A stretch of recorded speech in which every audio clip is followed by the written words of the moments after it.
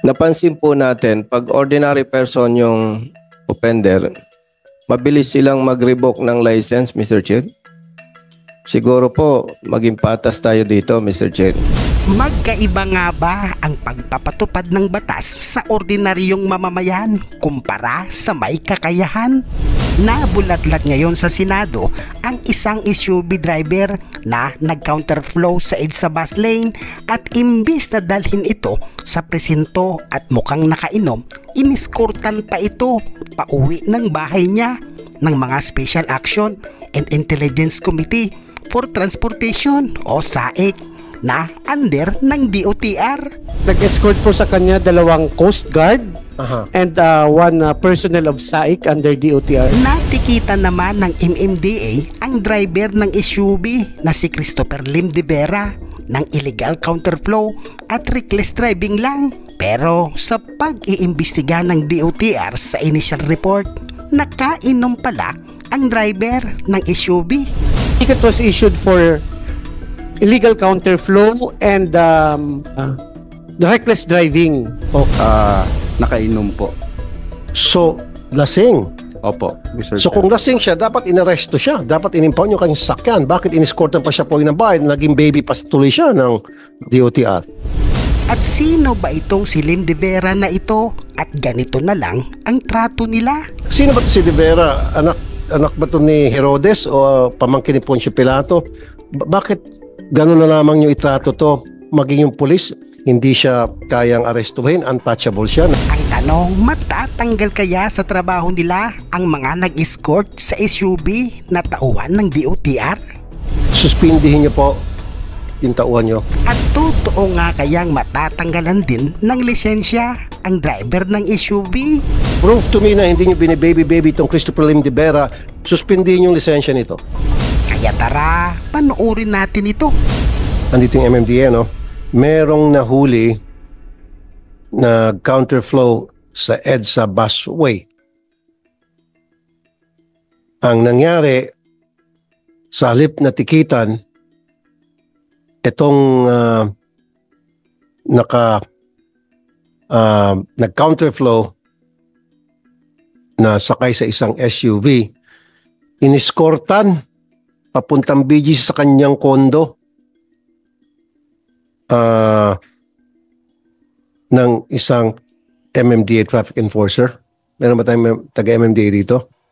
Anyari po, bakit po sa halip na nag-counterflow, tikitan, ang ginawa, iniskortan papunta pong kondo niya. Sino ba yung Poncio Pilato sa SUV at sobrang super VIP treatment, hinatid pa? Naging escort patuloy kayo po, yung inyong traffic enforcer. Yes, Mr. Chair. Good morning. I'm Attorney Victor Nunez of the Traffic Enforcement Group of MMDA.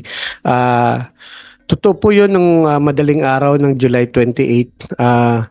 May dumaan na private SUV sa bus lane counterflow from Guadalupe going to I think Buendia. It was monitored by the MMDA Command Center. Nagpapunta po ang MMDA Metro Base ng enforcer. Actually, 3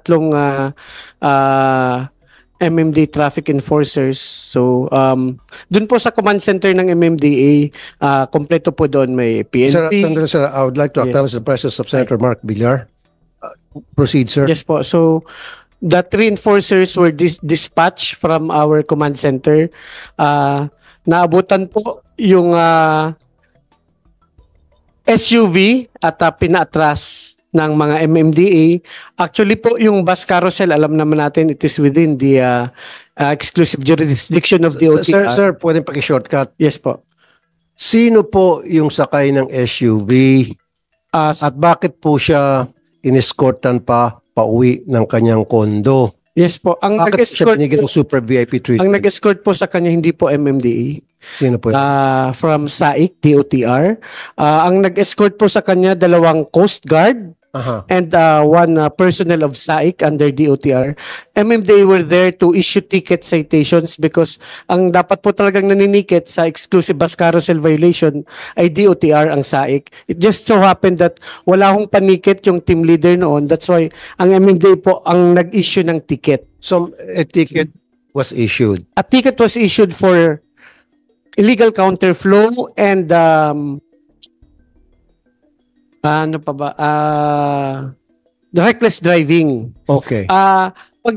Although may dumating din pong police because medyo maraming dumating na mga from different agencies enforcers. So the MMD enforcer Kaya even pala, sir, okay.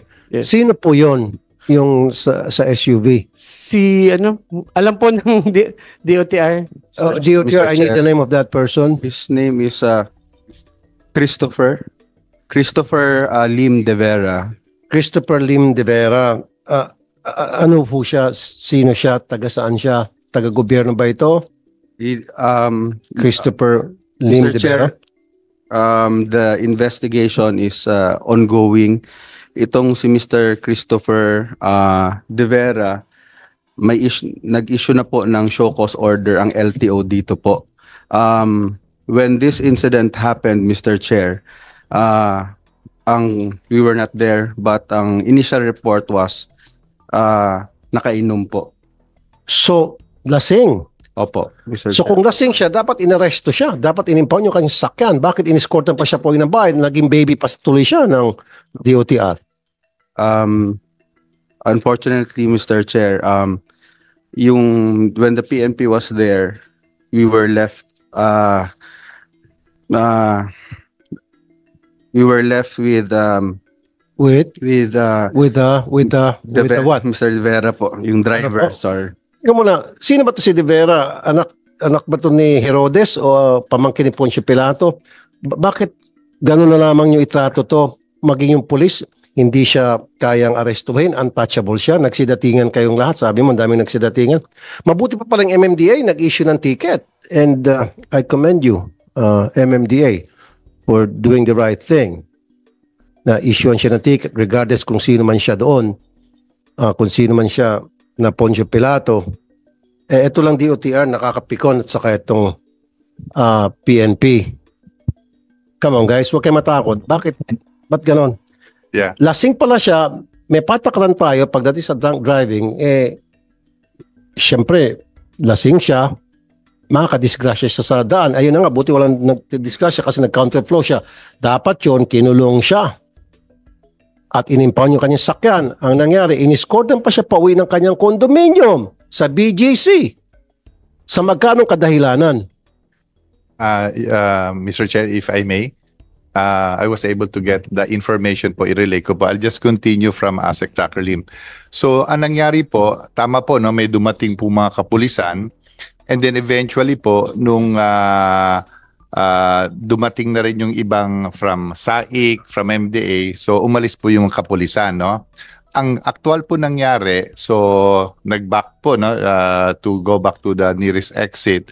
Ang nangyari po, yung ginawa nung SAIC personnel po, no, yung kasama namin sa DOTR, when they were left with the situation, ang naging decision po nila was samahan doon sa tirahan. I think sa BGC po yung tirahan. Ang nasa mind nila when we investigated, kasi ongoing po yung investigation, no, was that para hindi makasakit or hindi kaya makadrive, sinamahan po, drive hanggang BGC. So may ongoing po kaming investigation because ang kailangan po namin nila dapat ginawa is idala nila agad sa police, sa presinto po. Which unfortunately nga po hindi nangyari nung nandun yung ating kapulisan. Teka muna, so bakit pinalis yung police? Ba't kusang umalis yung police o pinalis yung mga police? I'll be honest with you, ang pagkaalam po namin, kusa po silang umalis. Wala naman pong pinaalis. Bakit kusang umalis yung mga police? Siguro po, no, I will make a Do you have the conclusion. name of those policemen? Wala tayong name, ano? We have no name yet, Mr. Chairman. That's why it's still, the investigation is ongoing po. Okay. Okay, so kusang umalis yung police. Yung police ba pumasok sa loob ng SUV, nagsara ng pinto, yung driver at saka yung mga police? Not that we know of, Mr. Chair. That's why we're asking. May inabot ba dun sa mga police? Ako, based on the CCTV footage po. Kasi hindi naman siguro alis yung police for nothing. So, kaya siguro, so hindi nyo nakuha yung pangalan. Siyempre, merong dispatch yan, di ba? Sino ang tumawag ng police? Mr. Chair? Mr. Chair, if I may? Yes, sir. Yung police po, parang mobile siya na naka-standby near Guadalupe. We were able to get the name of the two policemen. We already endorsed it to DILG yesterday for their own investigation because lumapit naman po sila and yung dalawang police ang tinanong lang sa enforcers namin kung may resistance ba yung driver or pumapalag ba yung driver, something like that. Pero alam ng mga police na lasing yung driver. The enforcers told them na, Chief, Dati. mukhang nakainom po itong driver. So dapat yung police nag-take over na doon. Hindi na sa presinto para hindi siya makadisgrasya. In the first place, one-way siya, counterflow siya, doon pa lang, muntik-muntik na siya makadisgrasya. Buti na para siya. So dapat, sinamahan siya sa presinto, kinulong siya, inipaw niyo kanyang sakyan. So doon may problema ating police. Anyway, meron kang pangalan po. Yes, we already gave the names to DILG yesterday at the House of Representatives hearing at under investigation na rin po ng DILG yung dalawang police na nandun during that incident. Okay. So, thank you, sir. DOTR, sino po sa tauhan ninyo ang sumama sa kondo o naghatid sa BGC sa kondo ni Christopher Lim de Vera? DOTR ba yun o yung ibang agency? DOTR, Mr. Chair. Kasi po ang nangyari when umalis na po yung PNP and MMDA, kaysa po ipabayaan po yung driver na nakainom na mag-drive at meron pang disgrasya mangyari, hinatid po sila. When we found out the following day na ito po yung ginawa, pinatawag ko po silang lahat and I asked, binayaran ba kayo? May pera ba kayong tinanggap? Ang sinabi po nila is wala. Sabi ko, may binigay ba na anything? Pagkain, whatever. Ang sagot nila wala. Mr. Okay. Chair. So we cleared that up. But may mali lang po talaga on our side is that dapat sa police station po natin. Correct. So, anong nangyari dun sa dalawa?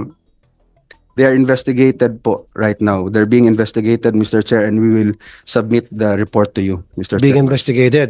This was 2 weeks ago. So, continuous pang investigation. Yes, because they're interagency po. Merong MMDA, may DILG po as well, Mr. Chair. Kaya nga, pero sa part lang ng DOTR.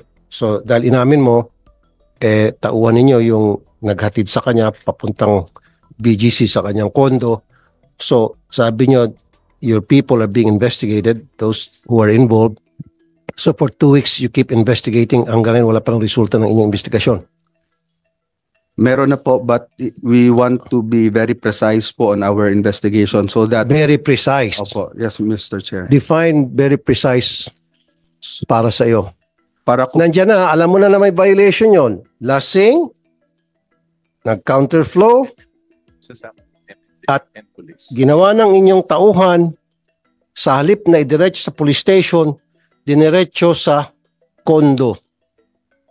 Sinamahan. Ano pang klaseng investigation, ano pang klaseng ebidensya ang hinahanap niyo po? Baka kamag-anak mo to, Christopher Lim, Asik Lim. Hindi pa kamag-anak. Mr. Chairman, no, it's not Hindi, related okay. to us. Di na, sir. Hanggang ngayon, ini-investigate niyo pa rin itong tauhan ninyo na very obvious naman talagang may violation siya or meron siyang ginawang hindi tama at inamin mo rin. At hanggang ngayon, nag-imbestiga pa rin kayo dahil you want it to be very precise. Ano pa yung kailangan pa maging precise kayo bago nyo patawan ng sanction itong tauhan ninyo?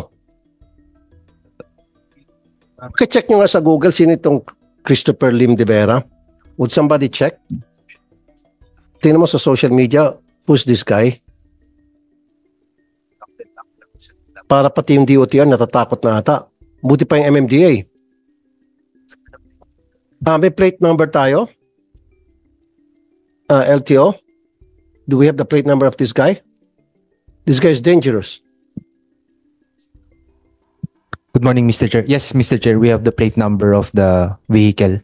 And then, meron tayong pangalan niya, MMDA. Do we have his name? Yes, sir. Kasi we got the name because yung MMD enforcer who yung nanikit. So all the details were given to DOTR for them to issue show cause order. Yung LTO po yung ng show cause dun sa registered owner and the driver of the vehicle involved, Mr. Chair. Okay, ano po yung show cause order ninyo? Mr. Greg Pua Jr., Executive Director ng LTO, sir. Yes, Mr. Chair. Nung nalaman po namin itong nag-trending siya, Mr. Chair, we immediately issued show cause order to the registered owner of the vehicle under the name of Wivina Lim De Vera. Ano pangalan po yung owner ng vehicle? Wivina Lim De Vera. Female ito, si Wivina. Yes. Female. Yung Mother. driver is male? Yes, Mr. Chair. Male. Okay, why would you issue a show cause order to the owner of the vehicle when in fact Wivina was not the driver or was not in command of that vehicle at that time of the apprehension? At the time of the issuance of the show cause, Mr. Chair, we don't have any information yet. I thought you already have that information from the MMDA kasi the fact that the MMDA was able to issue a ticket to that driver, then dapat ang show cause order doon sa driver, hindi po doon sa owner ng vehicle kasi yung vehicle hindi naman nakabangga. Yes, Mr. Chair. But But naka-aksidente. at that time, Mr. Chair, nakita namin nag-trending po yung video. We immediately issued show cause only to find out after that MMDA issued a OVR for the driver, Mr. Chair. Okay, prove to me na hindi nyo binibaby-baby itong Christopher Lim de Vera, suspindihin yung lisensya nito. Yes, I Mr. want Chair. his license suspended. Yes, Mr. Chair. Very good. So, maasahan ko kailan masuspindi ang lisensya nito. The case is already submitted for resolution, Mr. Chair, and we will immediately resolve it. Thank you, Mr. Greg Pua Jr., Mr. Chair. Executive Director ng LTO na nangako sa atin na masuspindi ng lisensya nitong si Christopher Lim de Vera. Asek Jose Lim, gusto ko yung mga tauhan mo maparusahan. Stop na yung mga tinatawag niyong Stop niyo na yung investigation, sinasabi niyong precise investigation. Stop that. Hindi naman tayo pinanganak kahapon. Huwag naman kami. Mr. Chair. Suspindihin niyo po yung tauhan niyo. Can I expect from you to sanction this? Ilan po sila? Yes, Mr. Chair. Ilan po yung mga tao niyo na 3 po yung naghatid po sa kanila. so these Mr. Chair. 3 persons from DOTR, I want them sanctioned. Ano po yung possible sanction na pwede niyo pong maipataw? We're looking, meron pong administrative sanction and we're looking also yung criminal liability po. Good. So sa administrative sanction, ano po ang nakikita niyong pwede ipataw sa taon to? Besides suspension po, baka pwede po matanggal sila po, Mr. Chair. Very good. That's music to our ears. Okay. So I would like you to give us an update maybe before the end of the month kung ano na talaga ang nangyari doon sa ating napag-usapan at kung na-implement po yun, I want a black and white, I should be furnished in black and white yung pong naging desisyon ninyo at yung pong pag-implement ng inyong desisyon.